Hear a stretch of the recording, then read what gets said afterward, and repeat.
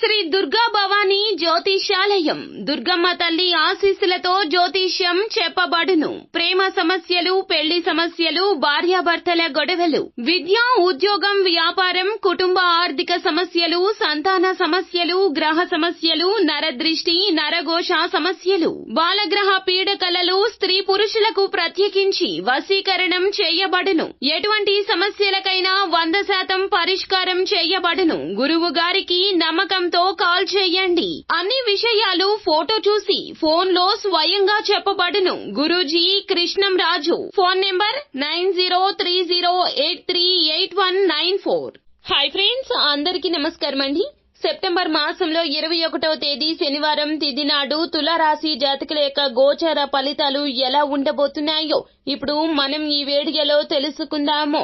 ఈ రోజున ఎన్నో రకాలైనటువంటి ఇబ్బందులు మిమ్మల్ని ముంచెత్తినా మీరు యొక్క మద్దతు, సహకారం రీత్యా ఆ యొక్క పరిస్థితుల నుండి బయటపడబోతున్నారు. అసలు ఎటువంటి పరిస్థితులు మీకు కలగబోతున్నాయో, తులారాశి జాతకులకు గోచార రీత్యా ఎలా ఉండబోతుందో తదితర పూర్తి వివరాలు అన్నీ కూడా మనం ఈ వీడియోలో సంపూర్ణంగా సవివరంగా తెలుసుకునే ప్రయత్నం చేద్దాము.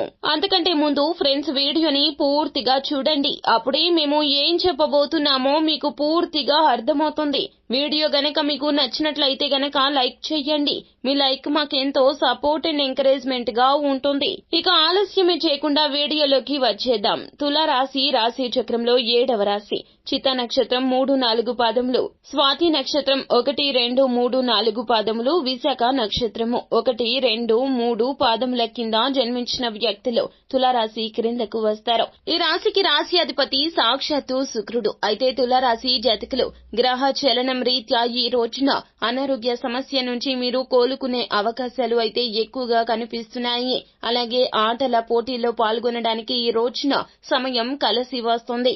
ఈ రోజున మీ యొక్క స్థిర చరాస్తులు దొంగతనానికి గురి కాగలవు. కావున జాగ్రత్త వహించండి. అలాగే వాటిని జాగ్రత్తగా చూసుకోవడం చెప్పదగిన విషయంగా చెప్పడం జరుగుతుంది. ఈ రోజున మీరు కాస్త నిర్లక్ష్యానికి ఈ విషయంలో గురి అవుతారు. అంటే వేరే పనుల్లో పడిపోయి ఈ విషయంలో మీరు చూపించిన అశ్రద్ధ కారణంగా దొంగతనానికి మీ స్థిర చరాస్తులు గురి అయ్యే అవకాశం కనిపిస్తుంది. తత్ఫలితంగా సమాజంలో, సంఘంలో కూడాను మీ మీద ఒక రకమైనటువంటి భావన కలుగుతుంది. అయినప్పటికీ కూడాను కుటుంబ సభ్యుల యొక్క మద్దతు అనేది ఈ రోజున మీకు పుష్కలంగా ఉన్నది. వారు మీ యొక్క పనిని అర్థం చేసుకుంటారు. మీరు చేసినటువంటి తప్పిదాన్ని నిండు మనసుతో ఆ యొక్క తప్పిదాన్ని క్షమిస్తారు. అయితే స్థిర చరాస్తుల విషయంలో మీరు ఇకనైనా జాగ్రత్త వహించాలి. ఈ రోజున మీకు ఉన్నటువంటి శత్రువుల విషయంలో 1కి 10 సార్లు ఆలోచించండి. సమస్య ఉంటే గనక సమస్యను పోస్ట్ పోన్ చేయొద్దు.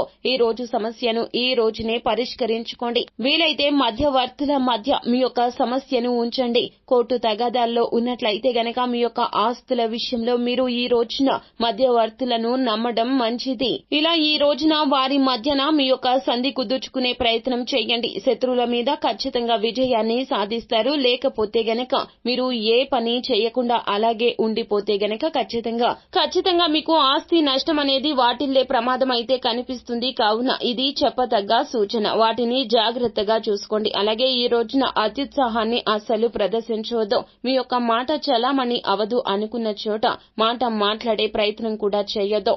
అలాగే మీరు కొద్దిగా సమయాన్ని కేటాయించాలి ఈ రోజున. అలాగే శక్తిని పెట్టి జ్ఞానాన్ని, నైపుణ్యాలను అదనంగా పొందగలిగితే అద్భుతవంతమైన లబ్ధిని పొందగలుగుతారు. లీగల్ విషయాల్లో సలహా తీసుకోవడానికి లాయర్ దగ్గరకు వెళ్ళండి. మంచి రోజు ఇది. అలాగే ఈ రోజున అనుకున్న పనులు అనుకున్నట్లుగా సాగకపోవచ్చును. మీరు మాత్రం ఈ రోజున జీవిత భాగస్వామితో, కుటుంబ సభ్యులతో కాస్త సమయాన్ని వెచ్చించే అవకాశం కనిపిస్తుంది. చక్కని సమయాన్ని గడుపుతారు. సో ఫ్రెండ్స్, చూశారు కదా, ఈ రోజున మీకు శివారాధన మేలు కలగజేస్తుంది. అలాగే మీరు ఈ రోజు మొత్తంలో వీలు కుదిరినప్పుడల్లా 108 సార్లు ఓం నమః శివాయ అనే పంచాక్షరి మంత్రాన్ని జపించండి. జరగబోయే నష్టం నుండి పరమశివుడు తప్పక మిమ్మల్ని బయటపడేస్తాడు. అంతా మంచి జరుగుతుంది. శుభం భూయాత్. సో ఫ్రెండ్స్, చూశారు కదా, ఈ వీడియో గనక మీకు నచ్చినట్లయితే గనక లైక్ చేయండి. మరిన్ని వీడియోస్ కోసం మా ఛానల్ ని సబ్స్క్రైబ్ చేసుకుని ఫాలో అవ్వండి. Thank you.